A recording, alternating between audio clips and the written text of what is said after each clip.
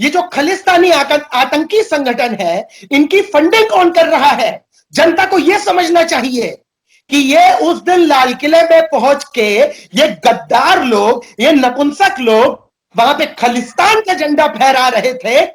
ये चीजें एकदम बर्दाश्त के बाहर है। कौन फंडिंग कर रहा है? खालिस्तानी आतंकी संगठन जो है, इनकी फंडिंग लगातार आईएसआई कर रहा है। आईएसआई का मतलब आप लोग समझ रहे होंगे, ये जो आतंकी संगठन है। वरना खुद सोचने की बात है कि जब पूरे पंजाब में 1200-1300 ट्रैक्टर खरीदे गए थे, उससे पहले उसके अगले महीने में ही उसकी जो सेल थी वो डबल हो गई। कि एक महीने में क्या करना चाह रहे थे भाई साहब आप लोग? ये किसानों को जो बदनाम किया जा रहा है, किसानों को ये चंद गद्दार लोग बदनाम करने चले हैं। नो फार्मर्स नो फूड का ये स्लोगन दिए हुए ये गद्दार लोग ये बदनाम करने चले हैं। इनसे पूछना चाहूंगा कि क्या एक महीने के अंदर अंदर क्या पूरे भारत की क्या फसलें जोतने वाले थे? क्या है? क्या किस किसान आंदोलन की बात करते हो? केजरीवाल के वहां पे नेता जाके एक लड़की का बलात्कार करते हैं, रेप करते हैं। आम आदमी पार्टी लड़कियों का रेप करती है, करवाती है आम आदमी पार्टी औरतों का बलात्कार। इनको किसान आंदोलन बोलेंगे? ये सब कांग्रेस वाले, लेफ्ट वाले, ये जितने भी कम्युनिस्ट हैं, चंद्रशेखर रावण की पार्टी वाले, ये सबके सब पहुंच जाएंगे वहां आंदोलन में, उल्टी सीधी हरकतें करेंगे। इस किसान आंदोलन को आप किसान आंदोलन बोलते हो? गद्दारी चल रही है, अधर्म चल रहा है, मारधाड़ चल रही है। क्या नहीं चल रहा है? सब जितनी गलत चीजें होनी चाहिए वो सारी चीजें वहां पे चल रही हैं। यहां पे सीधे सीधे राहुल गांधी जी हो गए, ये कांग्रेस वाले हो गए। सबसे बड़ी भारत की बर्बादी का कारण ये कांग्रेस गधे, चमचे, दो कौड़ी के गद्दार, ये लोग सीधे सीधे फंडिंग करते हैं। इंटरनेशनली रूप से प्रोपेगेंडा जारी होता है, जहां पे मोदी जी को 4 आदमियों के सामने बदनाम किया जाता है। वही करने की कोशिश की गई 26 तारीख को। ये खुद सोचने की बात है, जो मनुष्य खालिस्तान का झंडा फहरा रहा था, पुलिस ने जब जांच एजेंसी ने जब जांच करी तो पता लगा, उसकी भतीजी या बेटी पता नहीं किसके फोन से पता लगा, उसके कॉल रिकॉर्डिंग में पाया गया कि पापा 50 लाख रुपए आने वाले हैं, पापा 50 लाख रुपीस आने वाले हैं। आप सोचिए, ऐसी ऐसी तो कॉल रिकॉर्डिंग सामने आ रही है। इनसे साफ हो जाता है कि ये इंटरनेशनल एजेंसीज हो गई, आईएसआई हो गए, अल जजीरे हो गए, जिसको अभी कुछ दिन पहले ही इजराइल ने निपटाया था, ये सारे के सारे लगातार भारत को बदनाम करने की, मोदी जी को बदनाम करने की, योगी जी को बदनाम करने की साजिशों में लगे हुए हैं।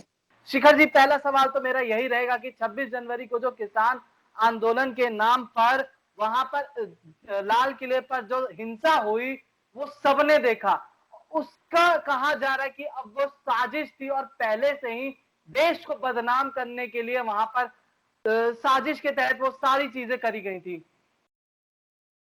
जी, सबसे पहले तो मैं बताना चाहूंगा कि ये किसान आंदोलन को हटा के नाम दे दो गद्दार आंदोलन, क्योंकि ये जो वहां पे जितने भी पहुंचे थे ये एक नंबर के गद्दार लोग हैं।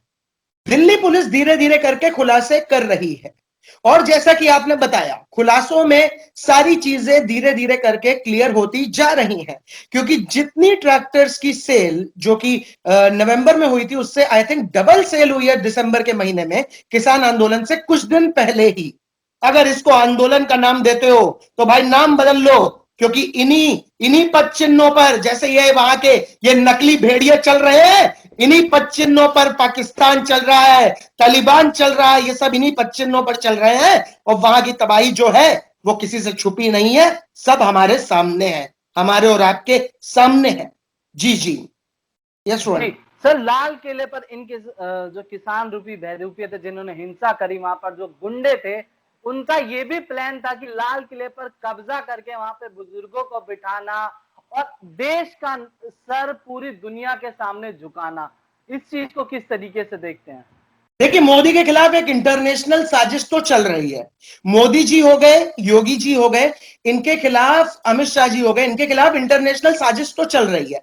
वरना वो न्यूयॉर्क टाइम्स जिसको अपने न्यूयॉर्क की खबर छापने के लिए जो मतलब पैसे लेता हो, जो पैसे ले लेकर खबर छापता हो, जो भारत को किसी ना किसी रूप से इतने सालों से बदनाम करता आया है, वो न्यूयॉर्क टाइम्स इतनी भारत की चिंता कब से करने लगा? मैं सवाल पूछता हूं कि ये न्यूयॉर्क टाइम्स वाले, ये कुछ चंद अखबार वाले यूएस के, ये भारत की इतनी चिंता कब से करने लगे जो ये पूरी कोरोना पर रिपोर्ट बना के देते हैं? और इनकी क्या औकात है, इनकी न्यूयॉर्क टाइम्स वालों की क्या हिम्मत है, इनकी यूएस के ये जो चंद गद्दार पेपर है, क्या औकात है? ये क्या बोलते हैं कि राष्ट्रवाद पॉलिटिक्स बढ़िया है इंडिया में? क्यों बोलते हैं ये 2019 से राष्ट्रवाद पॉलिटिक्स बड़ी है? कभी इनके यूएसए पे बात करें, ब्लैक एंड व्हाइट पे बात करें, या ओबामा को जैसे इन लोगों ने दरकिनार कर दिया उस पर बात करें? खुद के गिरेबान में पहले झांक के देखना चाहिए यूनाइटेड स्टेट्स को कि कोरोना में तुम्हारे यहां कितनी डेथ हुई है। जिनके घर खुद कांच के हो उनको दूसरों के घरों पे पत्थर नहीं मारना चाहिए रोहन भाई, नहीं मारना चाहिए। जी सर, सरकार को बदनाम करने के लिए क्या कोई देश को भी बदनाम करने लग जाएगा सिर्फ कुछ पैसों के लिए? और कहा जा रहा है कि जो राकेश टिकैत जी हैं उनको भी फंडिंग हुई है चाइना से। जी जी मैं बताना चाहूंगा, राहुल गांधी की फंडिंग तो पक्का है। ये तो चाइनीज नेशन से राहुल गांधी पैसे खा रहा है। ये तो 100% मैं श्योरिटी दे सकता हूं कि ये राहुल गांधी की फंडिंग पक्की है। राकेश टिकैत भी खा रहा है फंडिंग, अच्छे से खा रहा है। और इसके दो चार कुत्ते हैं, गीदड़ है, जो वहां जाके खूब बड़बड़ाते हैं, ये सब बढ़िया बढ़िया करके फंडिंग खा रहे हैं। लेकिन ये लोग भूल जाते हैं कि इनमें और हम में फर्क क्या है। ये पैसों के लिए अपना ईमान, अपना धर्म बेचने वाले लोग हैं, और हम पैसे के आगे ना झुकने वाले लोग हैं। अगर हमारे साथ भी ऐसा हो रहा होता तो आज हम भी करोड़पति बने बैठे होते।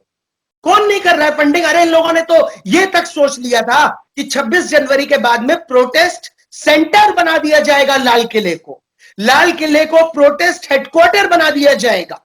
ये सारी चीजें इन लोगों की साफ थी। इन लोगों ने कोई कसर नहीं छोड़ी, कोई हद नहीं छोड़ी। अरे राहुल गांधी के ही तो बाप दादा ही थे ये नेहरू, राहुल गांधी के ही तो बाप दादा थे गांधी जी, जिन लोगों ने चाइना के साथ में सेक्रीफाइस किया। अरे ऐसे ही फ्री फंड में कौन अपनी जमीन दे देगा? जब हम अपनी 100 गज जमीन फ्री में नहीं बेचते हैं तो भारत की इतनी जमीन इसने क्या फ्री में बेच दी होगी? ये तो वो गद्दार है जो आज से 50-60 साल पहले चाइना से पैसे खाया हुआ परिवार है ये गांधी परिवार। तो ये क्या ये अब पैसे नहीं खाएंगे? अरे क्लियर है, साफ है, हमारे इंटेलिजेंस एजेंसीज के पास में सारे रिकॉर्ड्स अवेलेबल है, जो जो इसने फंडिंग खाई है, जो जो इसने कार्य किए हैं, कैसे किसान आंदोलन को अंजाम दिया जाता है। किसान आंदोलन से पहले, अभी 26 जनवरी से कुछ दिन पहले, कैसे कितनी मात्रा में ट्रैक्टर खरीदे जाते हैं, जिनकी फंडिंग लगातार आईएसआई करता है। आईएसआई की फंडिंग, ये खालिस्तान आतंकी संगठन की फंडिंग ये आईएसआई करता है। ये बड़े बड़े आतंकी संगठन लगातार मोदी जी को गिराने में जुटे हुए हैं। लेकिन नंबर 2, गद्दारों, गीदड़ों, गधों, तुमको यह बताना चाहता हूं कि जब तक मेरे जैसे इस देश के युवा जिंदा हैं, जब तक मेरे अंदर का भगत सिंह जिंदा है, स्वामी विवेकानंद जिंदा है, महाराणा प्रताप जिंदा है, तुम सालों बाल बाका नहीं कर पाओगे हमारी भारत मां का। मैं तो सीधे सीधे खुले तौर पे चेतावनी देता हूं आम आदमी पार्टी के इस नपुंसक अमानतुल्ला खान को। अरे हिम्मत है, आओ उत्तर प्रदेश में फतवा जारी करवाना है, करवाओ मेरे खिलाफ। जी सर, क्या राकेश टिकैत जो अब चार्जशीट में खुलासा हुआ है, इस पर बात करेंगे। पहले तो 26 जनवरी से पहले वीडियो देखी गई थी जिसमें कह रहे थे बक्कल तार देंगे हम। क्या वही राकेश टिकैत अब इस पर चर्चा करते हुए दिखेंगे? जो चार्जशीट में चीजें खुल के आई हैं कि 50 लाख रुपए झंडा फहराने वाले को मिले हैं, या लाल किले को दूसरा आंदोलन के जगह बनाने की जो साजिश थी, क्या इस पर राकेश टिकैत चर्चा करेंगे? क्योंकि उन्होंने जब एक महिला का रेप हुआ टिकरी बॉर्डर पर, उस पर तो उन्होंने कुछ नहीं बोला। तो ये तो पब्लिक हमारी समझ ही रही है कि जब औरतों का, लेडीज का रेप हुआ तब टिकैत कुछ नहीं बोले, कुछ भी नहीं बोला वो, तो वो अब क्या बोलेगा? कोई चोर, रोहन भाई, ये कभी नहीं कह सकता है कि मैंने चोरी करी है। वैसे ही ये वो टिकैत कभी नहीं मानेगा। वो इन इंटेलिजेंस एजेंसीज को गलत ठहरा देंगे, वो दिल्ली पुलिस को गलत बता देगा।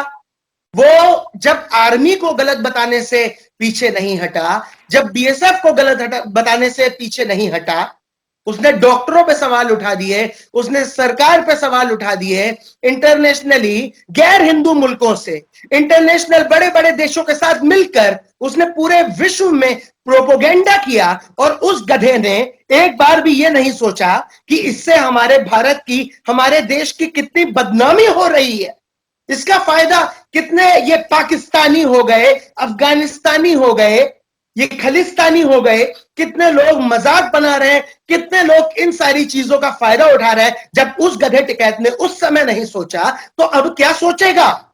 अरे मैं तो मोदी जी से रिक्वेस्ट करता हूं, योगी जी से रिक्वेस्ट करता हूं कि जल्द से जल्द इन गद्दारों को जेल में डालने की कृपा करें।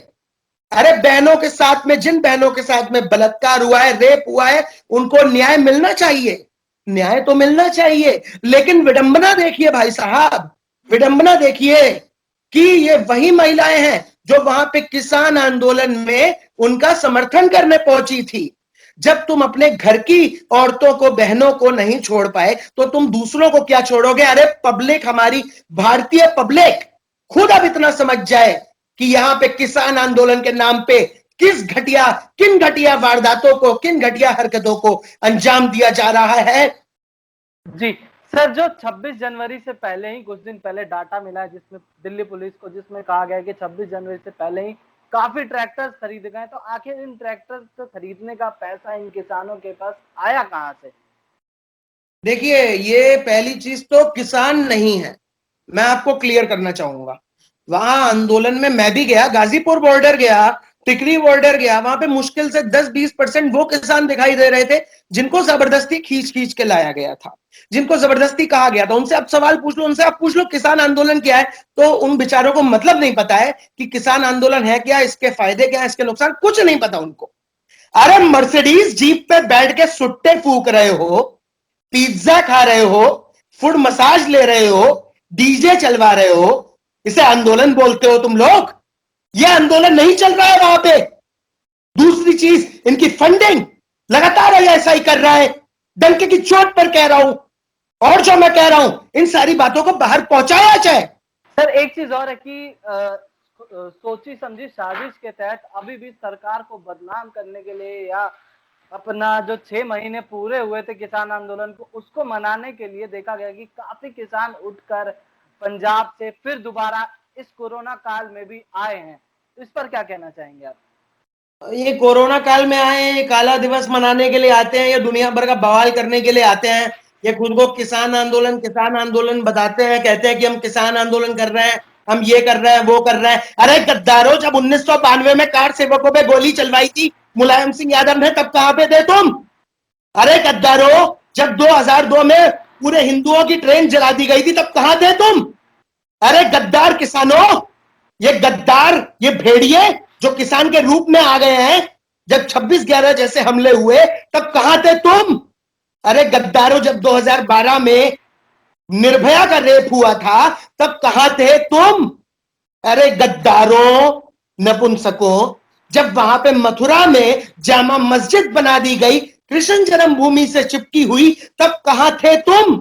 इतने सालों में काशी विश्वनाथ पे जो मस्जिद बनी उस पे आवाज नहीं उठाई, अपने धर्म के लिए काम किया 0/0। और गद्दारी के काम करेंगे 100%।